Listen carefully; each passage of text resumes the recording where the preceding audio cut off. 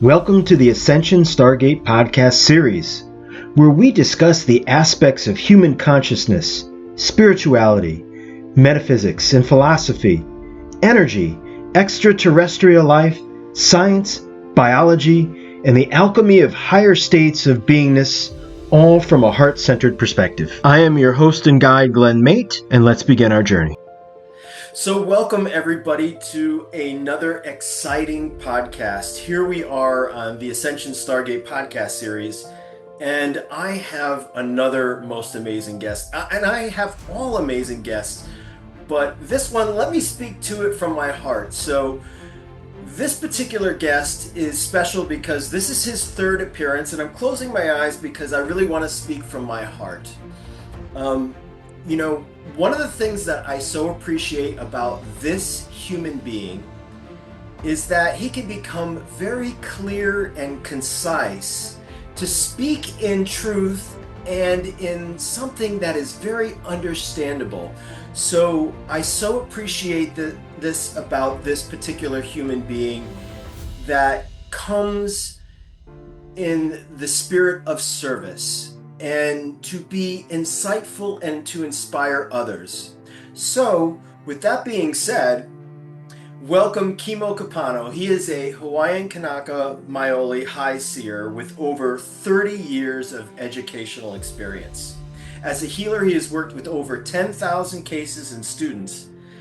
Kimo can perceive energy spectrums and frequencies using this skill for medical purposes.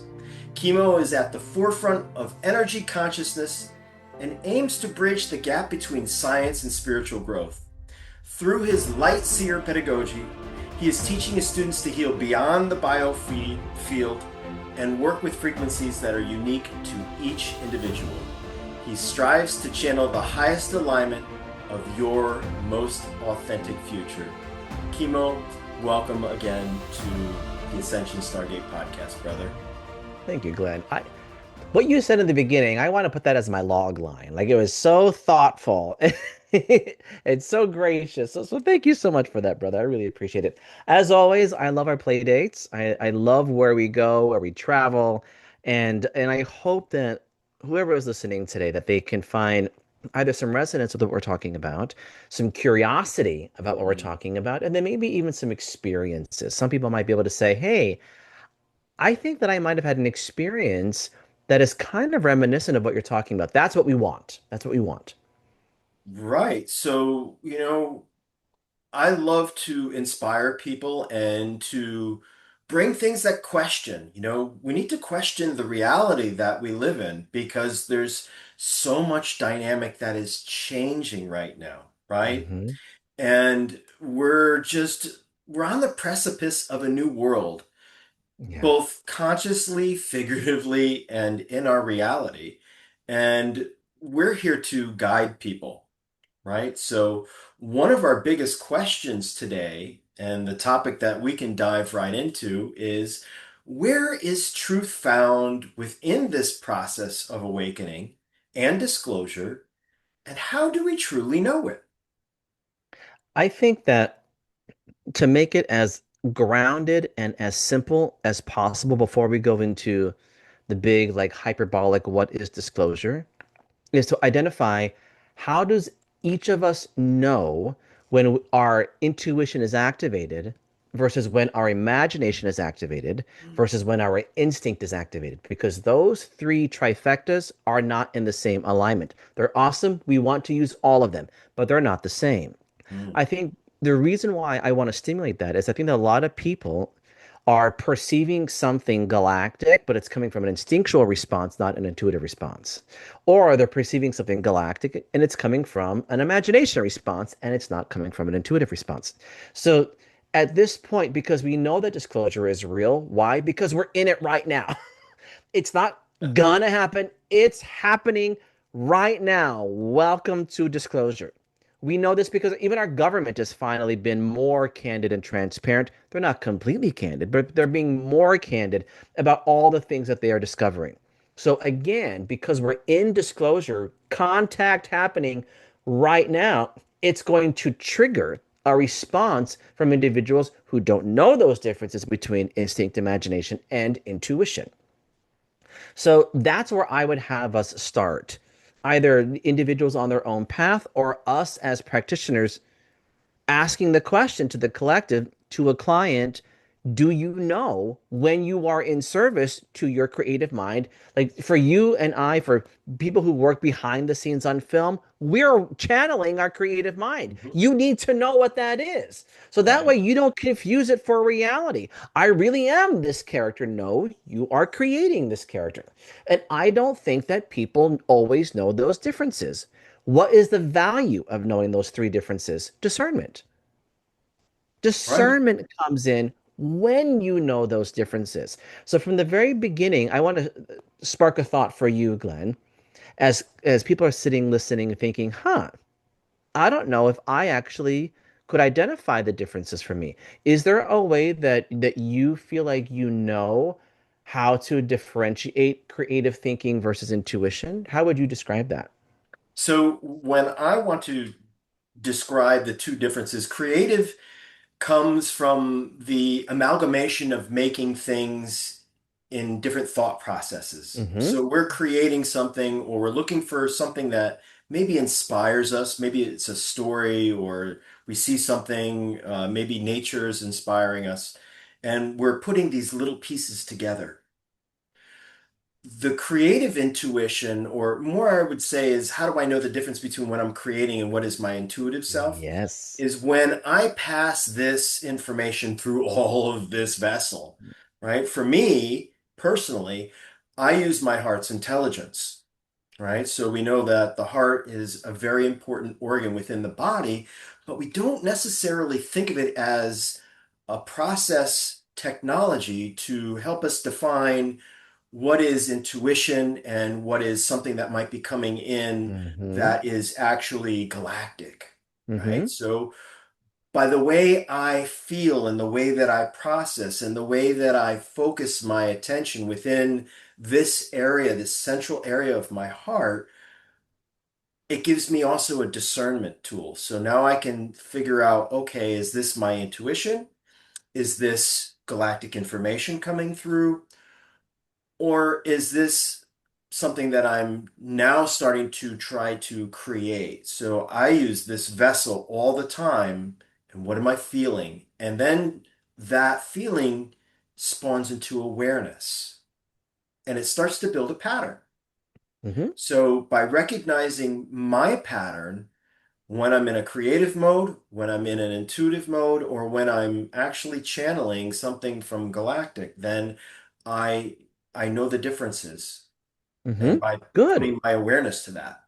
Good. I think that's a way for people to understand that when we are in our creative flow, which we don't want to negate, we actually want to be in a creative flow. This is high channeling, this is meditation and more, but the differences can be very, very small for some people. But we need to know that there are differences.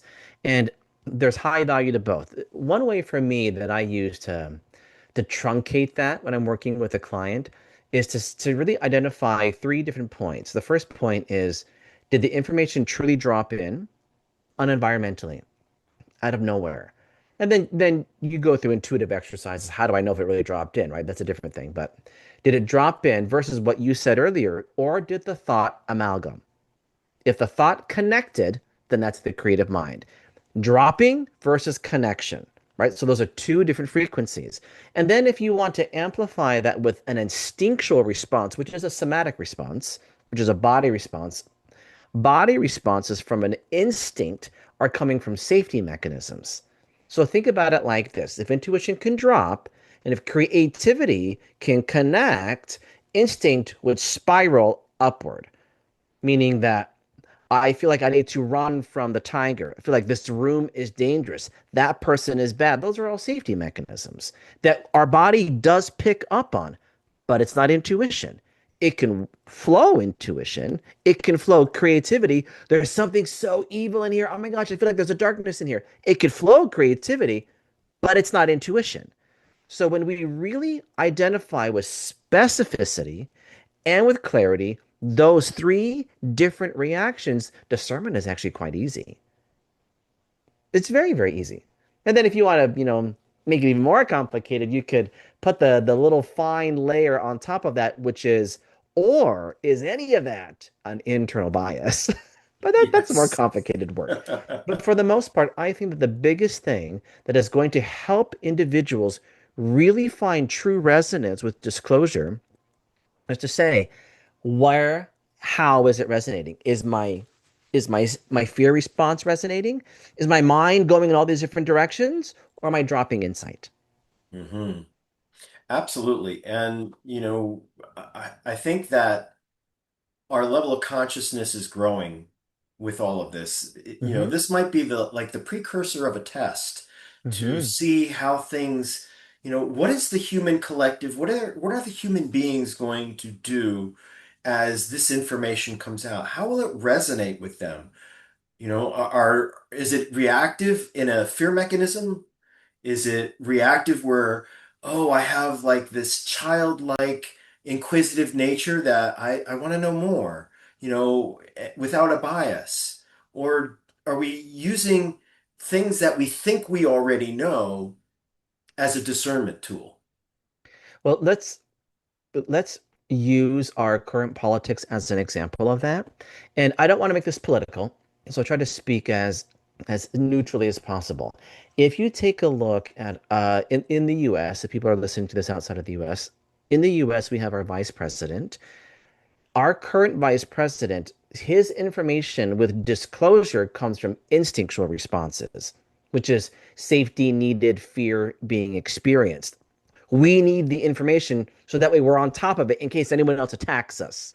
We need to make sure that we have all of the communications with all these other aliens to help protect us from anything nefarious. Well, that's all instinctual reactions to disclosure. That is non-intuitive. And you could also argue it's actually it's a lack of leadership because now you're just pushing narratives. Hmm. And then when you this is a little bit of an aside, but when you understand the theological background of our vice president, you'll learn that his theology has influenced all of his instinct because he's got so much bias based on his Right. own religion that has affected the way that he is now trying to lead us through disclosure.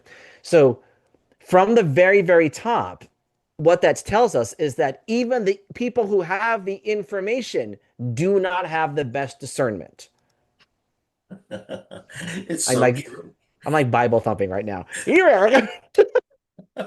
Sorry. I love it. I love it. And that's one of the things that I love about you. It's like, you're so concise, but you're not sugarcoating things. And I think Passionate. that's where we need to be today. So, one of the questions as we're talking about disclosure, what does disclosure mean to you? How do you see it? Well, Because it's a disclosure to big me. word and it can encompass a lot of different things. Well, so let's just make it very, very simple. Disclosure meaning to disclose information that we already know, right? Or to disclose secrets or to disclose information that we have felt wasn't appropriate at one time, but now is appropriate, right? Through whistleblowers or through people in deep government, deep intel now finally coming forward and talking about it because their NDAs are over. So that's what we Mhm. know disclosure is. We are in it right now. It's already happening. From me, as a person who sees energy and frequency, if people are logging on and they don't know who I am, the world looks like a series of frequencies and energies to me. It's been that way since I was a little kid. When you look at the world through that lens, just neutral lenses of frequency, you can see when someone's body is lying. You can see when the body is not being truthful. Why? Because a lie actually lives in the body before it lives in the brain. Your brain is a fallible machine. The body does not tell a lie. I bring that up because it's not that it's all of a sudden happening now. Even when I was a young kid, you could watch politics and policies and see where a lie is generated. You can actually you're gonna love this, Glenn. You can technically see when a politician is lying from another lie. You can see, oh, they're regurgitating a mistruth that came from 2 degrees up. You can actually see that in the body. You can follow the lie. I bring all that up because when we first had, alien contact, we all know we've been lying about it. We know the US has been lying to our faces since the 1940s and 50s about alien contact. So for me, disclosure isn't happening like we've newly awakened. We know that it's been happening for decades. Only now does the leadership finally feel like, well, now we can kind of share that yes, those things did happen. And we're like, yeah, dude, we know it happened.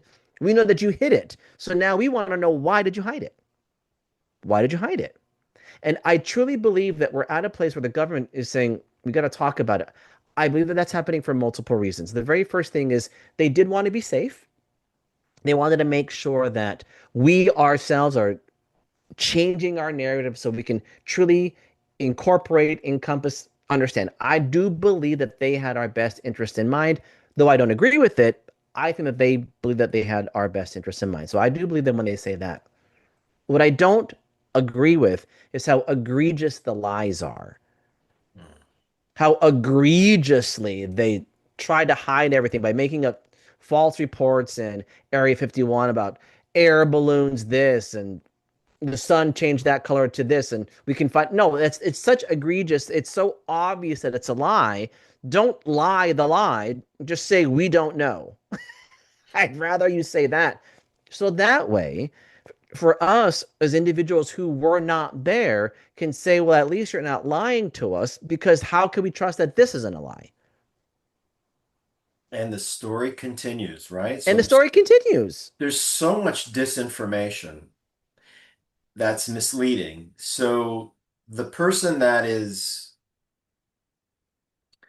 investing their best interest in the government or in government speakers or even other practitioners who claim to have unique abilities Mm-hmm. or developed psionics that create another narrative, Mm-hmm. right? So we could even go down that rabbit hole because Mm-hmm.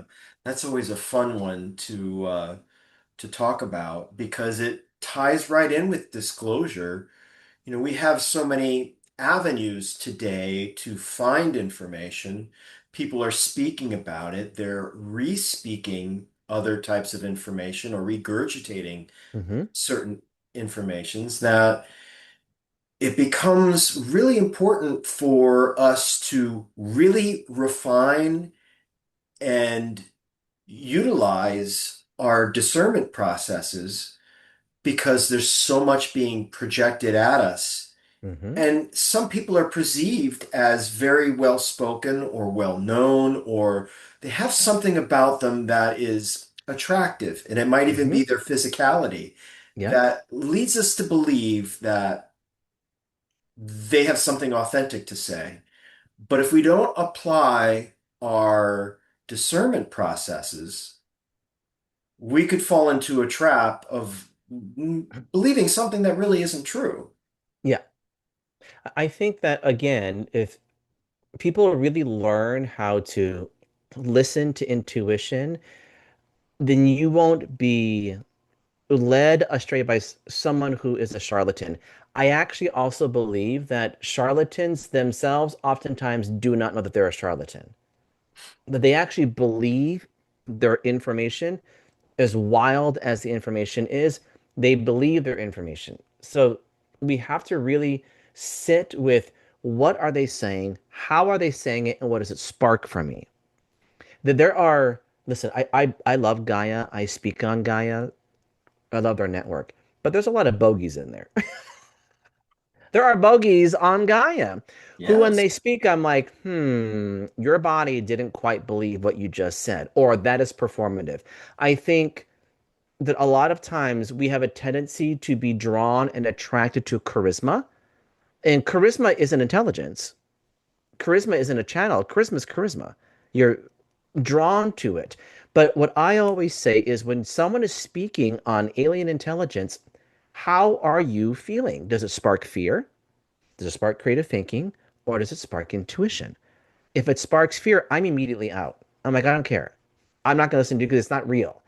How do we know that? You'll listen to two different channelers talk about the Draco reptilians. One says Nefertiti in war, one says helped assist with healing.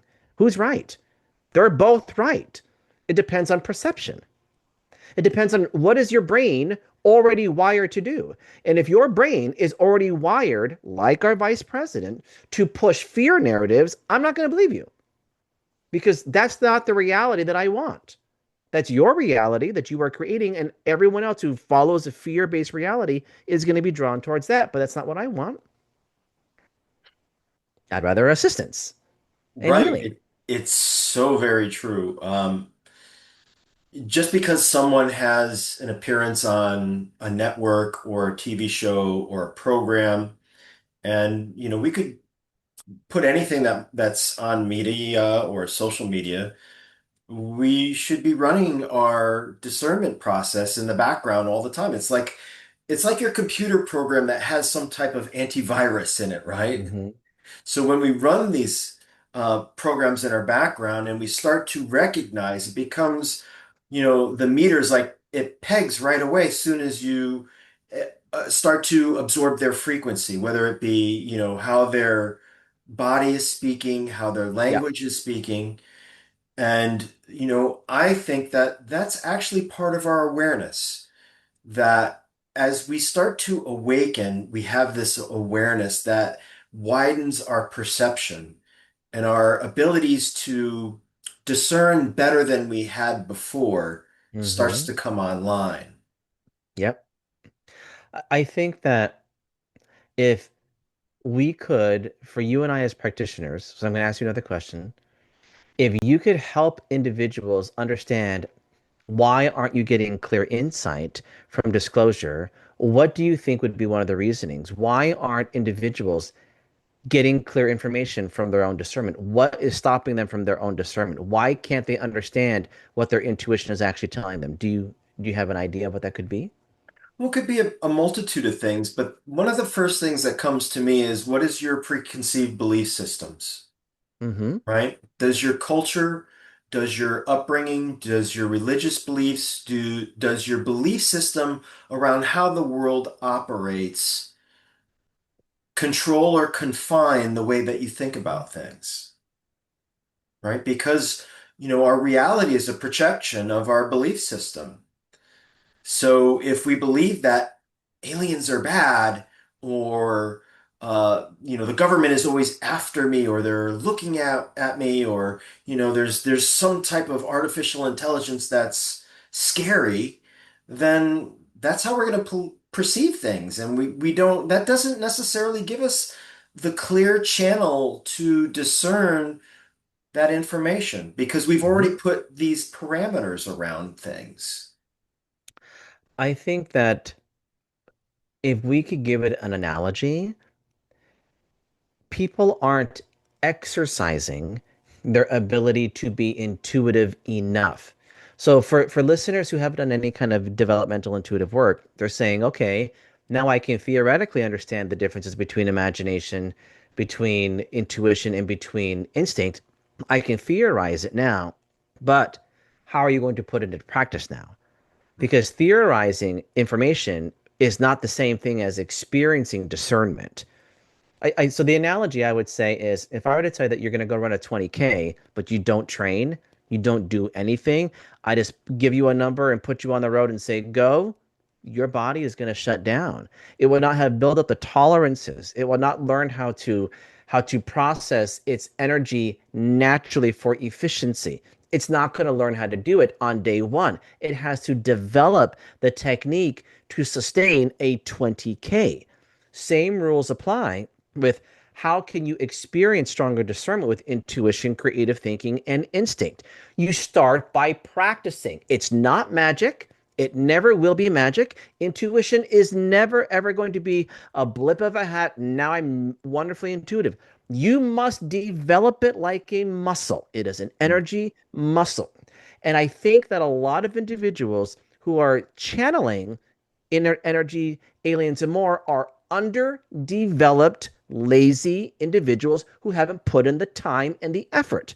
They've just said, oh, I woke up and I had a thought. Okay, Well, have you run that thought through a filtration system? Have you run the thought through the filter of, was it my creative thinking? No, I just know. Well, then prove it to me. I need evidential, tactile, physical proof to know that you know what you're talking about, which Mm. is why I say vet your practitioners. Not only listen to them, not only watch testimonials, but look at long term services. Look at the results of their services. If someone says, "Well, I just channeled it," I need to know more than you just channeling it. I need to say, did they channel? And what did they say? Did that channel create some kind of long form results? Otherwise, you're just in your creative process. Or if you are in your intuitive process and you don't have results yet, I'm going to wait for you to simmer a little bit. Right. I need to see how you simmer before I can trust what that insight is. Because I don't know if that's your internal projection of what you think an alien is. I need to know what are the long term effects first. Now, that's just me and my vetting process. I've been doing this for over 30 years. That's my vetting process. I encourage people to find a vetting process. It doesn't have to be 30 years, but find a process.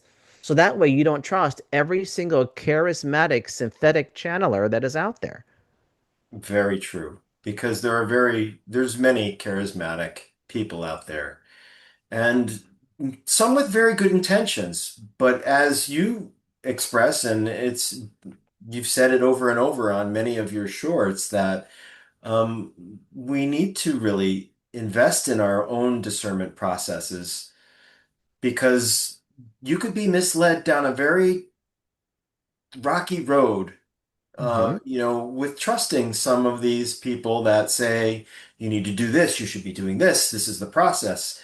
And all of a sudden you realize that I listened and I invested my time and energy into this person, and I'm worse off than I was without. You're worse off, right? Because now you're confused and now you have to reconstruct something just to make yourself feel like now I'm more intelligent and knowledgeable about something. You got to reconstruct it now because you deconstructed it too much.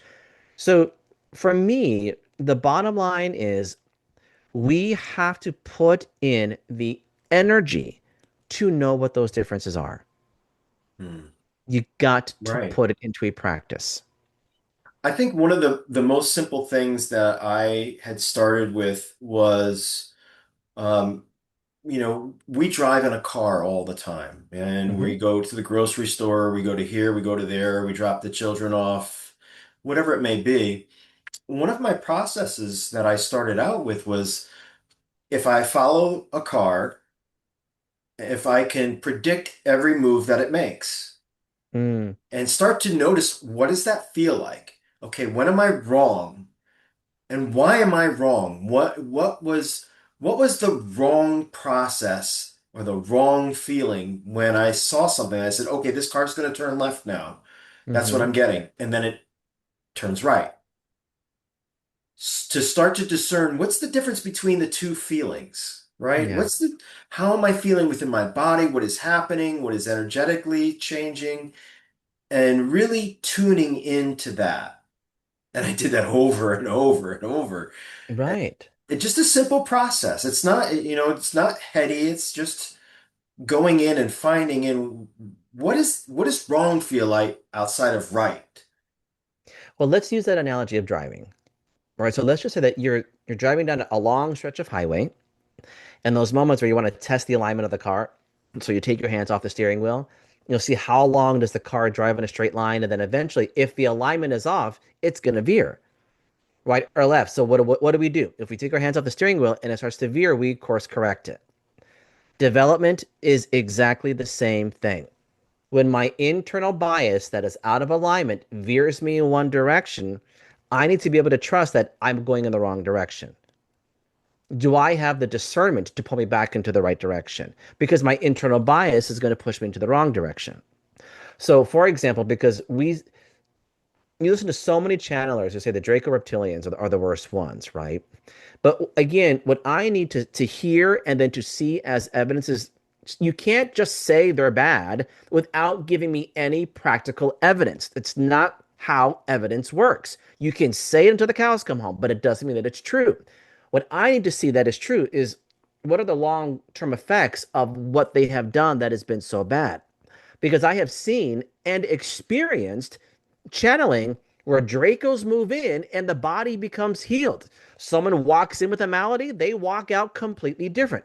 Yet you use the same star system as the Draco reptilians. So who's right? Well, the lasting physical tactile results of them being healed can actually be validated and verified versus someone saying, well, they're all bad.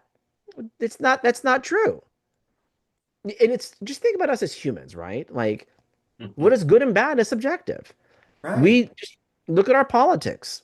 One side says this thing, one side says that thing.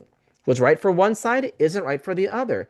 Same rules apply. Amplify that by 1,000 because their consciousness is much more telepathic than we are. Amplify that and say, well, if we know that we can experience good and bad humanity, then what is it like for beings that are profoundly telepathic, which with much more information than we have right now? What could they have access to? Do I want to, like you said earlier, access it for these positive aligned things? Or am I going to go down the rabbit hole and only activate the part of my brain that is afraid because of all these other things that are happening?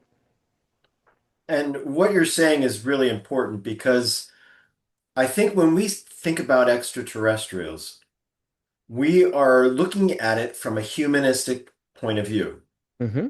right? And we can't necessarily put our shoes into their place and view themselves from that other perspective. Now, I think probably because we have some abilities to channel and connect, we can somewhat connect with some of their thought processes, emotions, or lack thereof of Mm-hmm. certain qualifications of Yep. emotion. And that gives us a little bit deeper perspective of how their thought process has been constructed, right? So like I said before, when we become more awake, our perception begins to widen. And with that widening of the perception, so does our knowledge base, because we get to experience something in a much deeper way, much more visceral. And it changes the way that we think. So we can express what we might perceive from a Draco reptilian as they may have a stoic persona, Mm-hmm. but inside it is more constructive to something that is more regimented than what a human might be. Yet they still have healing processes and certain types of emotions that we may not be able to quantify. Well, what people don't realize is that when you're doing telepathic communication, right now, as not using telepathy, just using my words, I can only describe emotions in a certain variety of ways.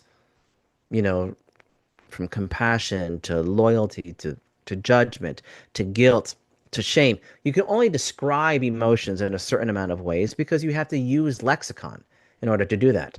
But when you move telepathically, it's not a word joy, it is an experience of joy. So in telepathic communication, when you're speaking to alien intelligence that only uses telepathy in order to communicate, our brains can only try to understand the sentences through what our brain has already learned. So when it comes to communication, when you're looking at like a Draco, and they're kind of, for me, Dracos kind of move autonomously.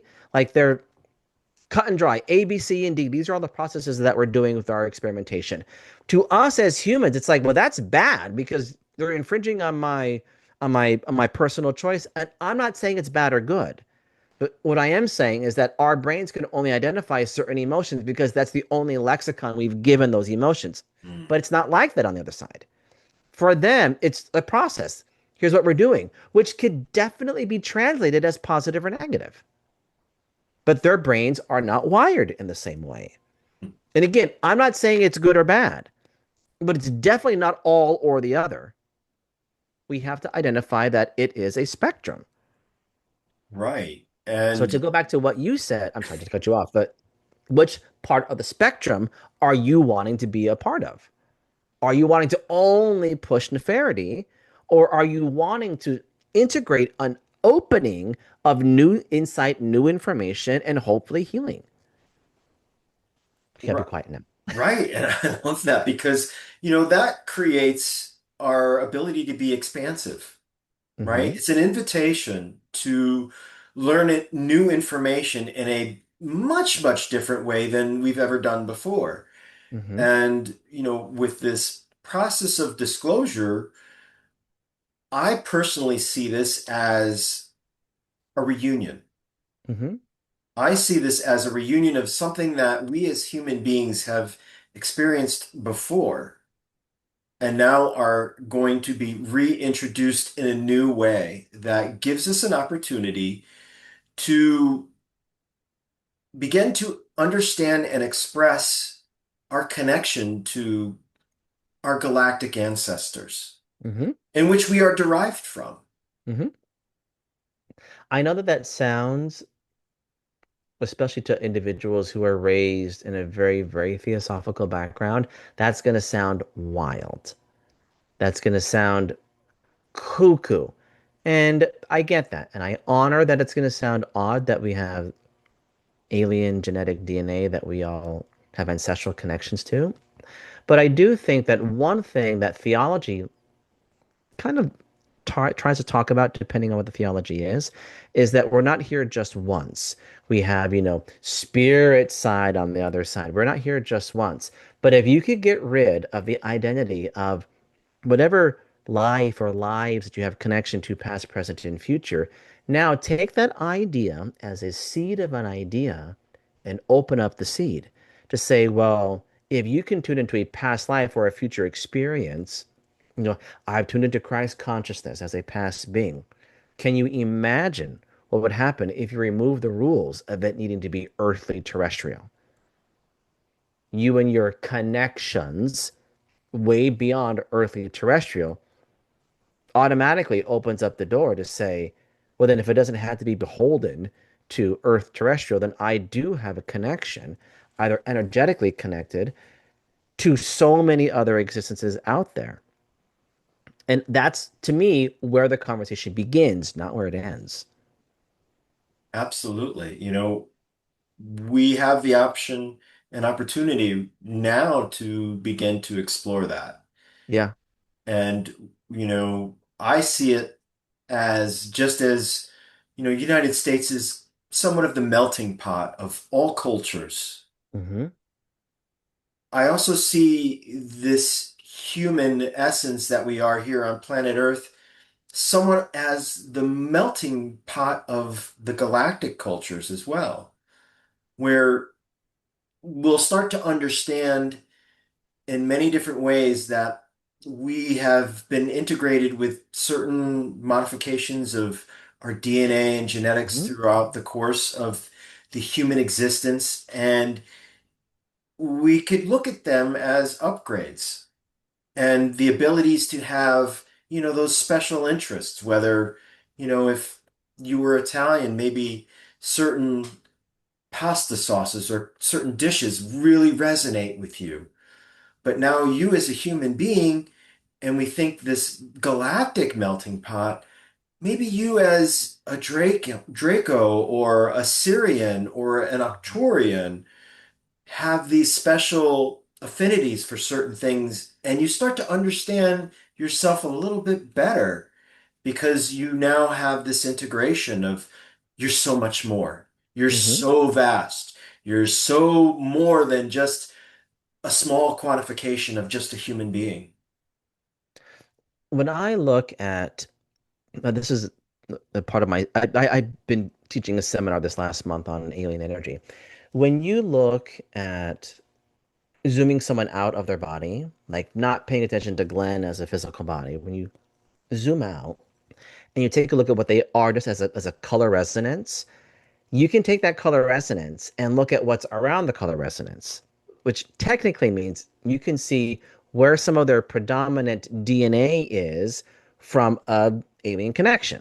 Mm. And everyone has one, right? It just so happens that we have access to many, it's just that we have a tendency to resonate stronger with certain kinds. So, for example, I think of it like a DNA test. You get a DNA test and you say 10% origin here, 5% here, 10% here, 13% here.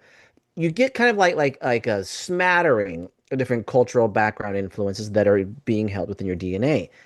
Same thing happens on the other side. When you take a look at Glenn, and for me, Glenn, you're very, very like citrine sun-like looking to me. And when I look at individuals whose soul has like a citrine sun or sunset-like color, there is like a prism field around you. And within that prism field, you can literally try to locate and see all the different predominant astral connections. Here's what I love. This is a bit of an aside. All of you that have like this yellowy ombre, you all show a very similar location that you have easy access to. All the purples do, all the greens do, all the oranges do, all the blues do, all the indigos do, all the violets do. They all have this very specific prismatic field of information and insight that is non-terrestrial. So that right there, I started to see that when I was 6. I started to talk about it, and it was really, really odd. But when you take a look at that and the commonalities, at that time, I wasn't watching any alien films. I didn't know anything. So to me, it was like magical worlds someplace. Why is there always a field of non-Earth energy someplace else? And then I finally saw ET when I was 8. And I Mm. was like, oh, there's an idea. I bring all that up because I know just by looking at your prismatic field around your soul energy that you have a connection. When I bring that connection up, if you have had a connection in your deep dreams, your channeling downloads, your meditations, you will say, that's what the structures look like because I've seen it, right? But that's where we want to get to. That's our goal, is to get to that place where you see what is perceived in the quantum field. Am I I love going too far out there?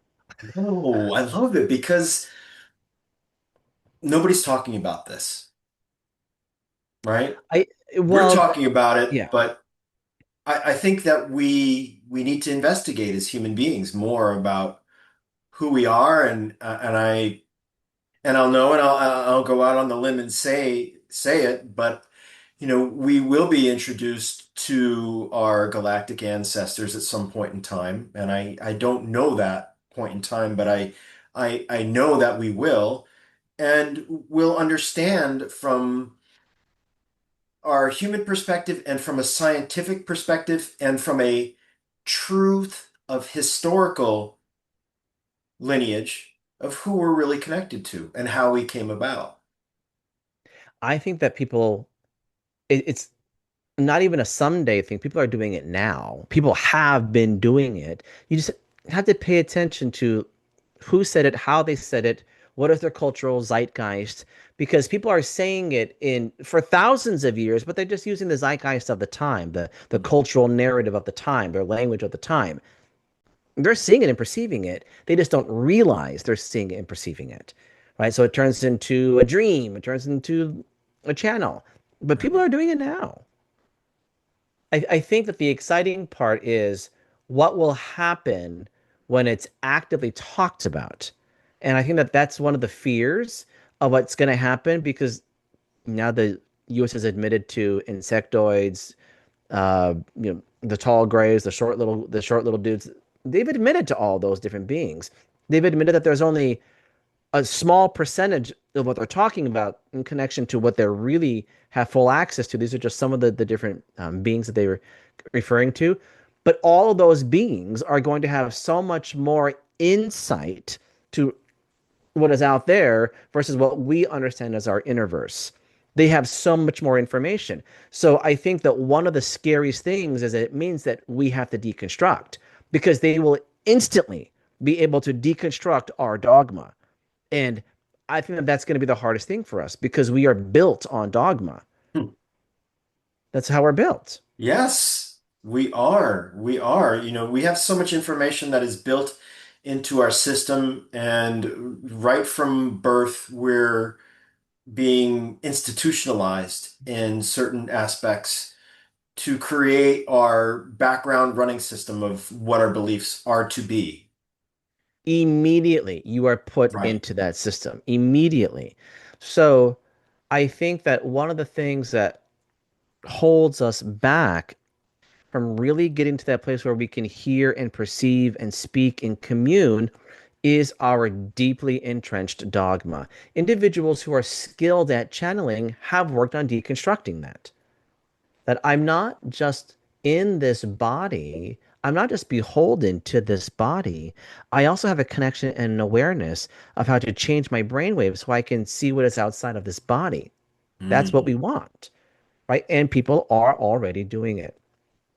Yes. And more people are starting to find interest in how to meditate or maybe realize when they are in some type of higher brainwave entrainment to realize that, oh, every time I write or do something, or when I'm washing dishes with that warm water over my, I suddenly am meditating and I'm Yeah. having these thoughts.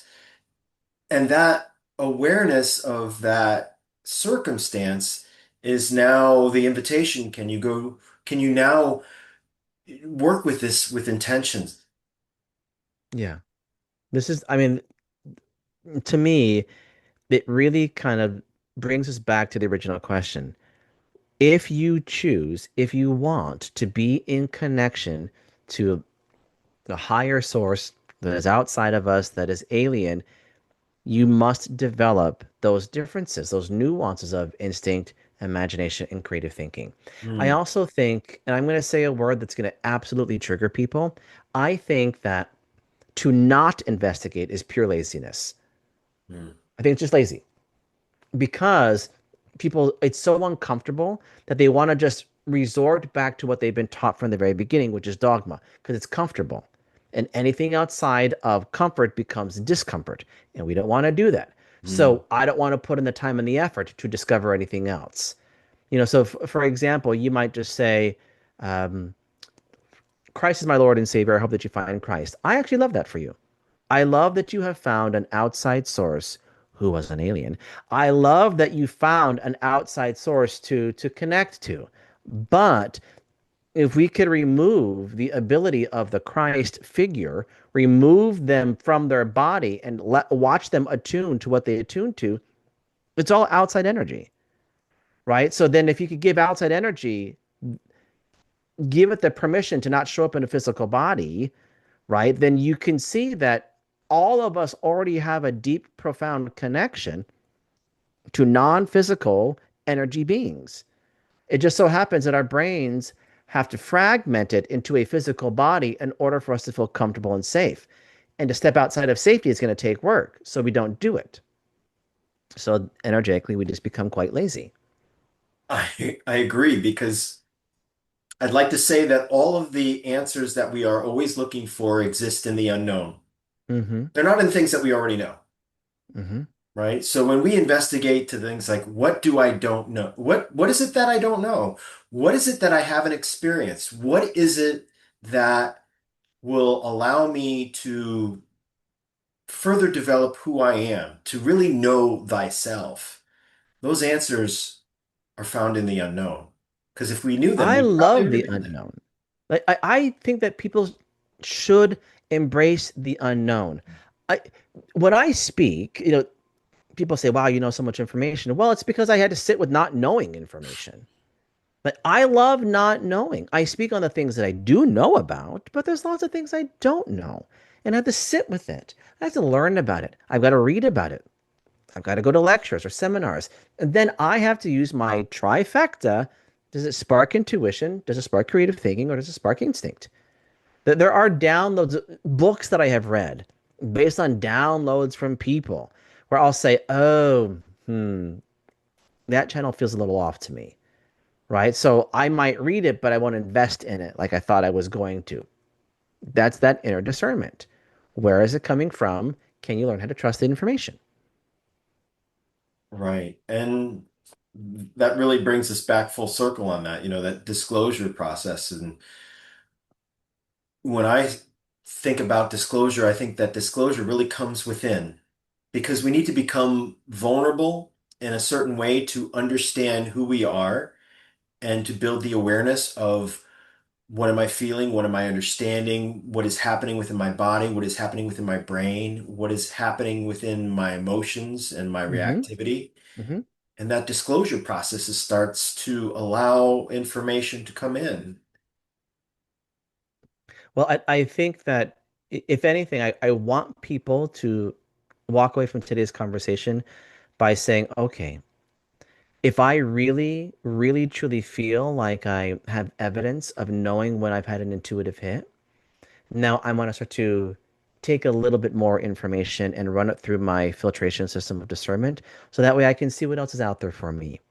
And again, if it is Christ consciousness, I love that for you. Run it through a new filter though. So that way we're not creating like one thing that I love that people who are overly dogmatic say is, well, my Christ would never do that. I'm like, okay, girl. Like, what does that even mean? Like your Christ would not do it. What does that even mean? So what I want people to walk away with is, do I feel charged now to really get to know those differences? And if they don't know those differences, then go seek information out from a practitioner. If you do know the difference, then run it through discernment differently Right. and look at the long lasting results. So that way, we are open and inquisitive about communication from outside intelligence.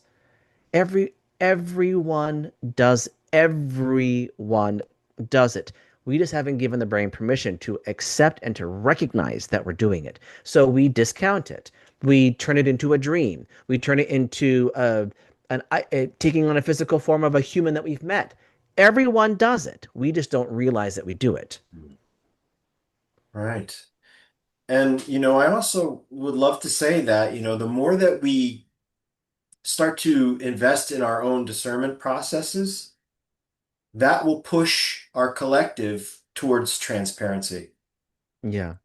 because everybody will know the moment that you arrive, we'll be reading your frequency, we'll be reading your aura, we'll be reading Hmm. your language, your body language, and all of that will tell the story before you even utter a word.